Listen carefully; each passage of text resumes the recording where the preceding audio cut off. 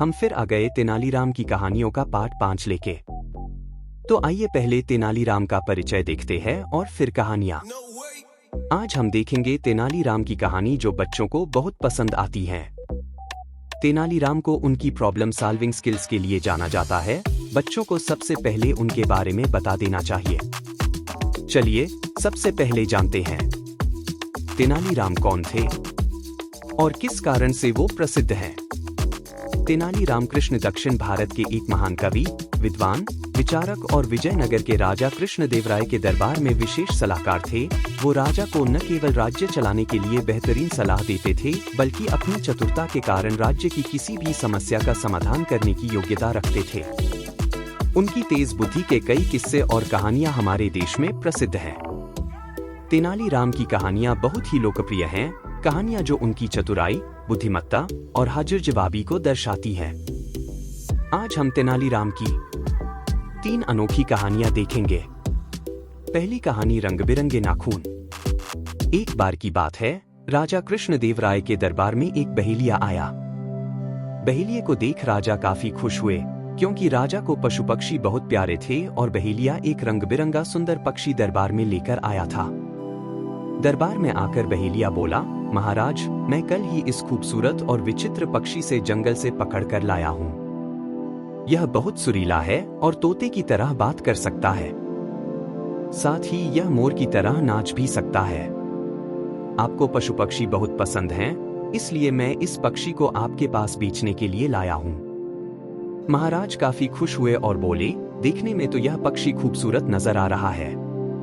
मैं इसे जरूर खरीदूंगा और तुम्हें उचित इनाम भी दिया जाएगा। यह कहकर राजा ने बहेलिये को 50 सोने के सिक्के दिए और पक्षी को शाही बगीचे में रखने का आदेश भी दिया। यह देख तेनालीराम से रहा न गया और उसने उठकर कहा, महाराज, मुझे नहीं लगता है कि यह पक्षी मोर की तरह नाच सकता है।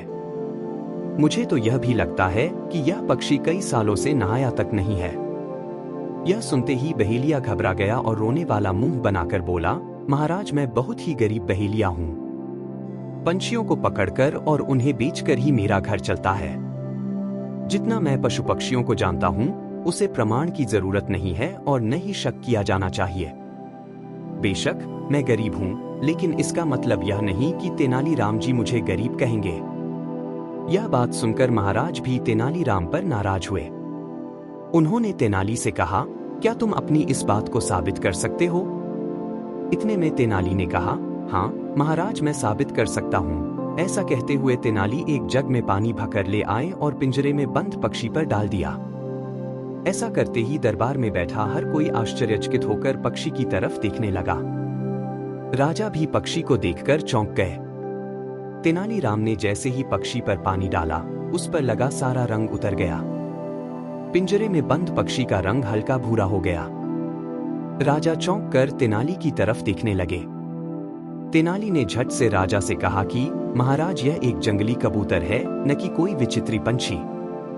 महाराज ने तेनाली से पूछा, तेनाली, तुम्हें इस बात का कैसे पता चला कि इस पक्षी को रंगा गया है? तेनाली ने जवाब दिया कि महाराज, बहेलिये के नाखूनों पर गौर करें। बहेलिये के रंगीन नाखून और पक्षी का रंग एक जैसा ही है। इस बात से यह पता चल जाता है कि बहेलिये ने पक्षी को रंगा था। यह सब देखकर बहेलिया वहां से भागने ही वाला था कि सैनिकों से उसे पकड़ लिया।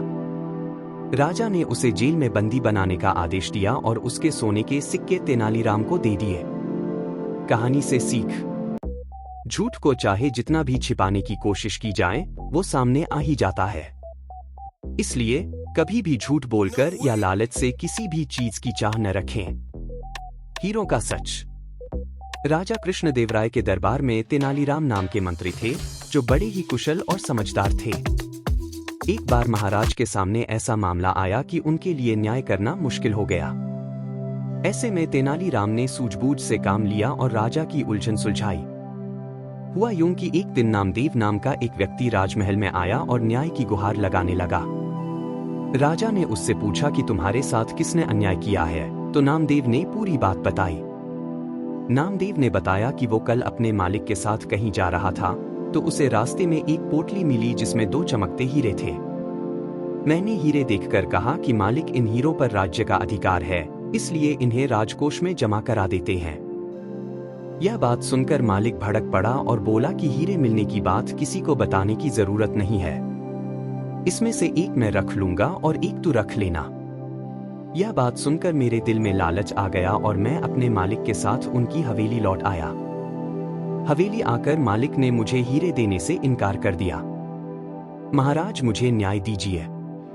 नामदेव का दुखड़ा सुनकर महाराजा ने तुरंत मालिक को दरबार में पेश होने का आदेश दिया।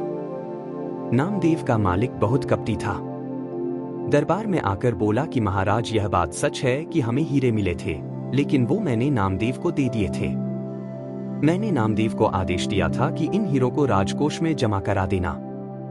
नामदेव के मन में लालच है, इसलिए वह झूठी कहानियां बना रहा है। महाराज बोले कि इसका क्या सबूत है कि तुम सच बोल रहे हो। नामदेव का मालिक बोला कि हुजूर आप बाकी के नौकरों से पूछ लीजिए, ये सभी वहां मौजूद थे। जब राजा ने अन्य 3 नौकरों से पूछा तो उन्होंने भी यही कहा कि हीरे नामदेव के पास हैं। अब राजा बड़ी दुविधा में फंस गए। उन्होंने सभा खत्म कर दी और कहा कि फैसला कुछ समय बाद सुनाया जाएगा। राजा ने भीतर अपने कमरे में अपने सभी मंत्रियों से सलाह मांगी। किसी ने कहा कि नामदेव ही झूठा है, तो कोई बोला कि नामदेव का मालिक दगाबाज है।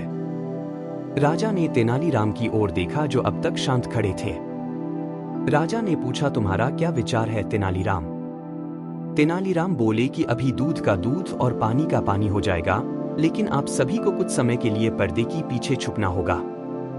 राजा इस मामले को जल्दी से जल्दी सुलझाना चाहते थे, इसलिए वह पर्दे के पीछे छुपने के लिए राजी हो गए। अब शाही कमरे में सिर्फ तेनालीराम नजर आ रहे थे। उन्होंने अपने सेवक को आदेश दिया कि तीनों नौकरों को एक एक करके मेरे सामने पेश किया जाए। सेवक पहले नौकर को लेकर हाजिर हो गया। तेनालीराम ने उससे पूछा, क्या तुम्हारे सामने तुम्हारे मालिक ने नामदेव को हीरे दिए थे? गवाह ने हामी भरी। अब तेनालीराम ने उसे एक कागज और कलम देकर कहा, तुम उस हीरे का चित्र बनाकर दिखाओ। नौकर घबरा गया और बोला, जब मालिक ने नामदेव को हीरे दिए तब वो लाल थैली में थे। तेनालीराम ने कहा, अच्छा चलो तुम यही खड़े रहो। इसके बाद दूसरे नौकर को बुलाने का आदेश दिया गया। दूसरे नौकर से भी तेनालीराम ने यही पूछा, अगर तुमने हीरे देखे थे तो उनका चित्र बनाकर दिखाओ। नौकर ने कागज लेकर उस पर 2 गोल गोल आकृतियां बना दी। अब तीसरे नौकर को बुलाया गया। उसने कहा, हीरे भोजपत्र से बने एक लिफाफे में थे, इसलिए मैंने उन्हें नहीं देखा। इतने में महाराजा और बाकी मंत्री पर्दे से बाहर निकल कर आ गए। उन्हें देखकर तीनों नौकर घबरा गए और समझ गए कि अलग अलग जवाब देने से उनका झूठ पकड़ा जा चुका है। वो राजा के पैरों में गिर पड़े और बोले कि उनका कोई कसूर नहीं है, बल्कि मालिक ने ही उन्हें झूठ बोलने को कहा था, नहीं तो जान से मारने की धमकी दी थी। गवाहों की बात सुनकर महाराज ने सैनिकों को आदेश दिया कि इनके मालिक के घर की तलाशी ली जाए। तलाशी लेने पर दोनों हीरे मालिक के घर से मिल गए। इस बेईमानी के कारण उसे 1000 स्वर्ण मुद्राएं नामदेव को देने का आदेश दिया गया और 20,000 स्वर्ण मुद्रा का जुर्माना भी लगाया गया। इस तरह तेनालीराम की होशियारी से नामदेव को न्याय मिला और वो राजा के दरबार से खुश होकर लौटा।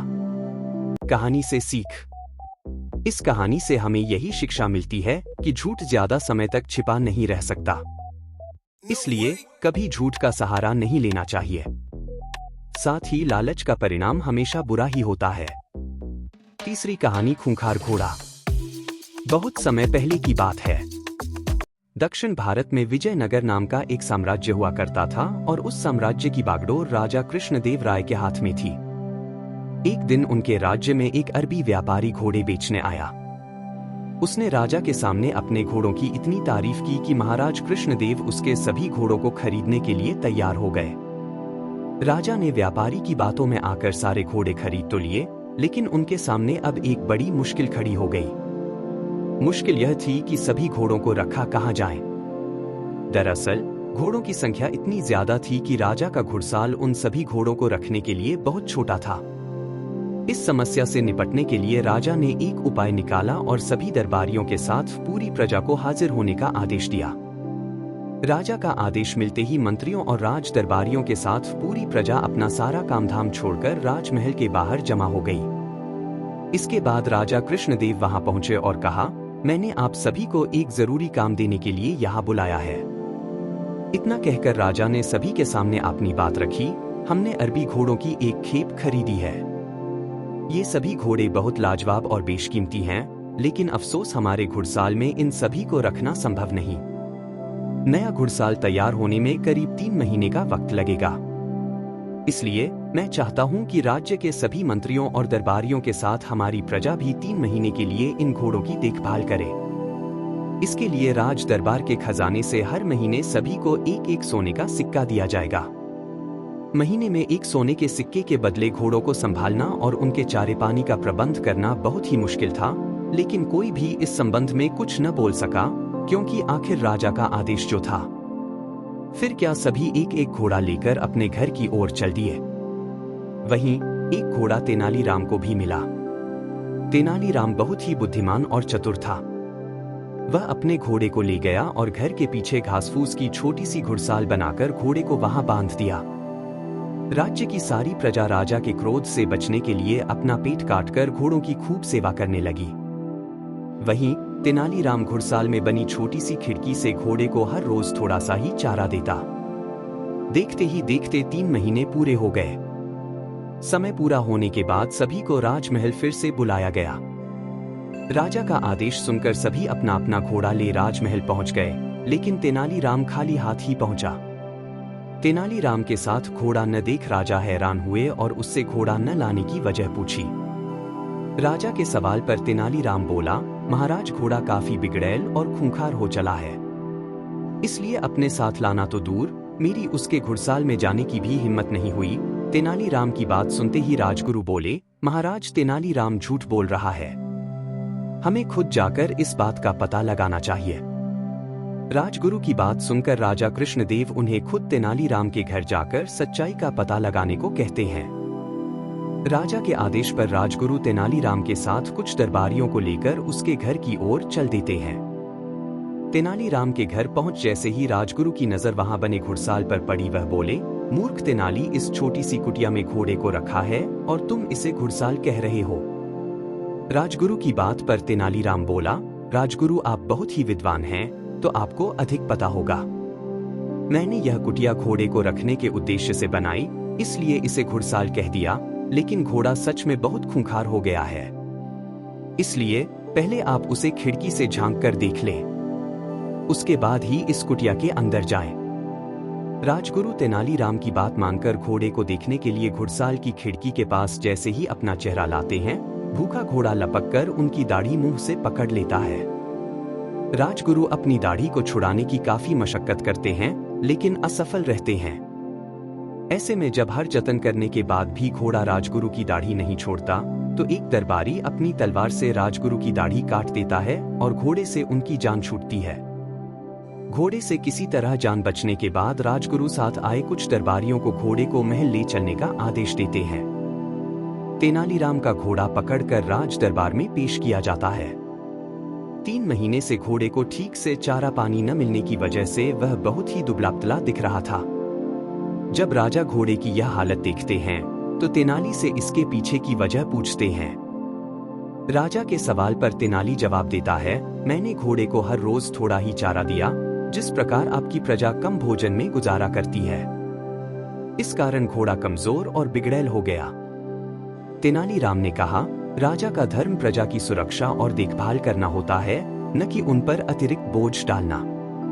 घोड़ों की देखभाल करने का आदेश देकर घोड़े तो शक्तिशाली और बलवान हो गए, लेकिन उनकी देखभाल करने के चक्कर में भरपेट भोजन न कर पाने के कारण प्रजा दुर्बल हो गई। महाराज कृष्णदेव को अब तेनालीराम की बात समझ आ गई और उन्हें गलती का एहसास हुआ। उन्होंने अपनी प्रजा से इस गलती के लिए क्षमा मांगी और तेनालीराम की बुद्धिमानी के लिए उसे सम्मान के रूप में इनाम दिया। कहानी से सीख।